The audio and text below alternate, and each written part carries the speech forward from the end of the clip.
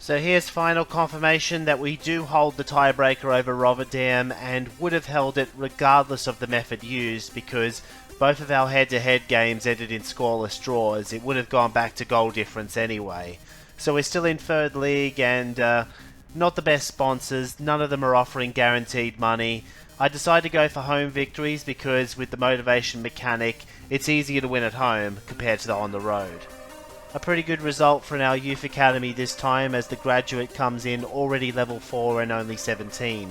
He's leaning towards accuracy, so possibly a centre forward if he can learn head play, or maybe attacking midfielder if he can't. It's time to bid farewell to Scrimgeour and Goldsmith.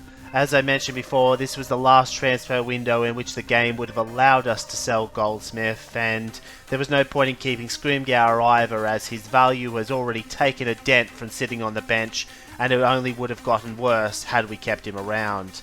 The money goes into another youth academy upgrade, with enough money to actually make that 2 for a 1.5 star academy in all, though I will take the time to think about that decision before I do it. So Season 4 begins with an away game against Portsmouth, and now that I've sold my sweeper, this flat 5-man line that you see is what I intend to be my primary formation choice from this point forward in the playthrough, with some tweaks able to be made depending on the exact formation that the opposition presents. Promising start to the campaign as Bag makes this first intercept, albeit he loses the ball again immediately. A little later on, Attil starts our turn with the ball, half a chance, but with a lack of passing skills at this point, all I can do is try to hold, and that is useless as a slide tackle quickly comes in. AI skills are set to be a much bigger issue for us this season, as whilst our team has been getting better, the teams around us haven't just been treading water, they too have been training. But now at least their defensive mid has been pulled out of position, so it's going to be difficult for them to do something. Oh, bollocks. But that's okay. Walton can still attempt the block. Oh, come on! It doesn't help our cause that my ability to score is still somewhat limited, with no level 2 skills or a head play talent in the front lines, the latter of whom would allow me to try something different off the kickoff. To make matters worse, their AM just decides he's going to score from 4 tiles out, because that's how AMs work. They allow you to ignore the laws of physics. So the purpose of this game for us is relegated into an attempt to train players who are behind the curve. So of course Binns gets injured on a slide tackle, only for the game though, and we do manage to score 1 goal as a result, but we needed 2 goals, so we still lose. At least Pelter gained his second level of specialisation from this game, so I can make him a central midfielder and a more useful member of the roster. Or at least he would be if he didn't waste most of his training on accuracy. Can't really use accuracy at central midfield. Just to confirm, yes, I have extended everyone's contracts at this point and still have almost $120,000 left over. We now have our home opener against Scunthorpe, who I still believe were robbed of a promotion spot last season, but that's the sort of thing that happens when you throw a bunch of relatively evenly matched teams together and put them at the mercy of an RNG system that embraces chaos. Scunthorpe just got diddled right at the end, and you actually see us putting together an attack right now, and goal!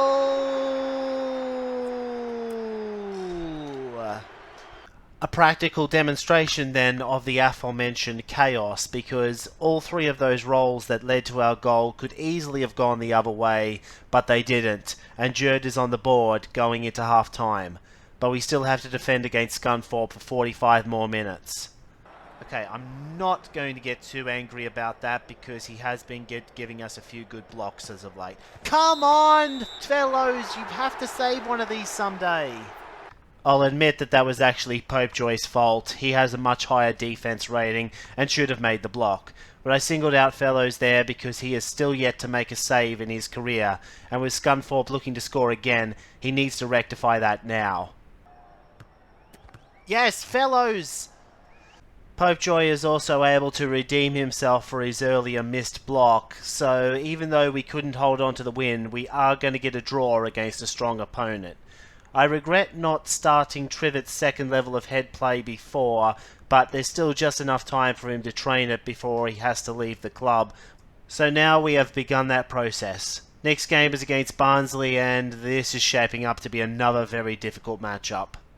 They got a really tough defense for me to break through, even with Rainbow Feint, because if I tempt Rainbow on the CDs, it's going to be nerfed by the RD, and if I tempt it on the DF, the CDs are going to tackle.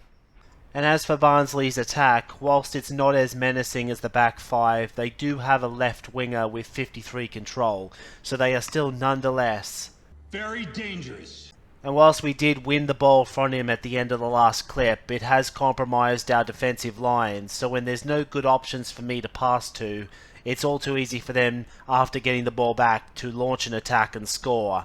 My attempts to equalise, not very successful. My best hope being to get a bit of luck on this lofted pass, but no.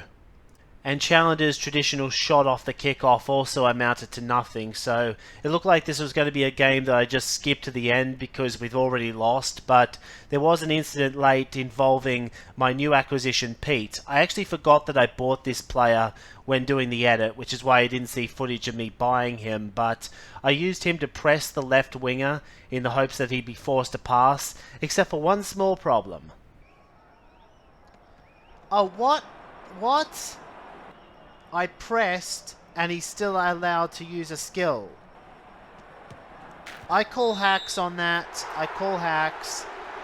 Much like the previous defeat, there is one good thing that came out of this game. This time it's Jerd reaching specialisation level 3, so he can start training cannon shot again. I'll properly show off Pete at the start of the next episode, but essentially he's very similar to Chalk. 0 class player that I was able to buy for cheap, has the potential to become a decent depth defender. Game against Charlton Athletic starts with us winning a corner kick. But with Guard having playing out, his 45 control is effectively 70, so Trivet is not the player here. Instead, Challenger attempts a run, but is thwarted at the first hurdle. As luck would have it though, we're able to launch another attack on the next turn. Jerd takes a power shot, it gets deflected to Challenger, and now it's Charlton's turn to take it off him. They'll take the ball back easily enough. Unless they don't! And so Chalk, being the player who happens to have the highest control on our team, has a golden opportunity to put us 1-0 up if the keeper doesn't guess the right way. Oh, calamity! Oh, we only scored 2 penalties in the shootout, and now we're 2 for 6 overall. So we're back to attempting to score the hard way, by outrolling a rather good goalkeeper. Not happening. Some of the luck went my way in this game. Charlton missed this sitter of a cross and head play later on, and then in the second half, their striker was in on goal only to low roll and get turned away by Fellows. But my brain was stewing over that penalty save all game, which meant at the end I felt hard done by. We should have won this game! The stats suggest that we were the better team, but I will concede that Charlton probably had more clear-cut chances. All I can do is move on to Gillingham, and I'm going to try positioning Delbridge a bit further up to see if that facilitates passes into the box better.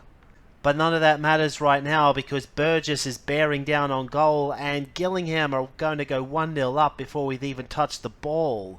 And with how good their goalkeeper is, at least against regular shots, 1-0 might be a winning lead for them. And Gillingham is hitting all of their lofted passes, so Burgess has another chance here, though we do catch a break and avoid going 2-0 down. Later on, the CPU gives us a 3B. Why would you do that? Yes, the offside rule is enforced in FTG, though you pretty much have to do it on purpose to actually get called for it, making it even rarer than the throw-in, which can on rare occasions happen accidentally.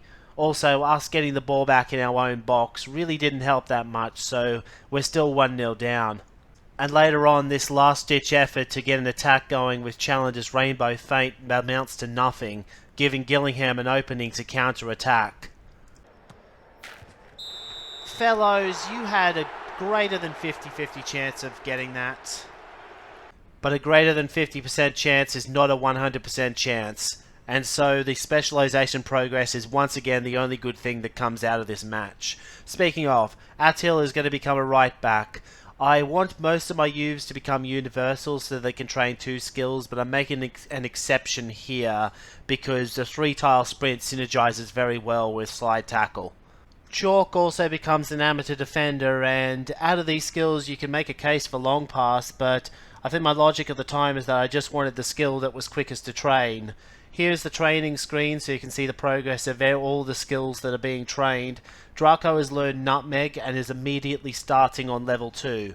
Final game of the episode against Bradford coming up. Bradford has one of the highest rates of men in Yorkshire. Police are now urging people to be female. Challenger wins us a corner kick off the kickoff, and with Jucker having fairly low control, this is a great opportunity for us to take a rare lead in what has been a tough season and episode. It's a goal. It's good. We're 1-0 up. But just when I thought we were going to have an easy game for a change, Bradford goes and does this. This lofted pass, less than 50-50 chance of working, but it does. The dribble and the cross, far from guaranteed too, but they all go well, and it's 1-1 just like that.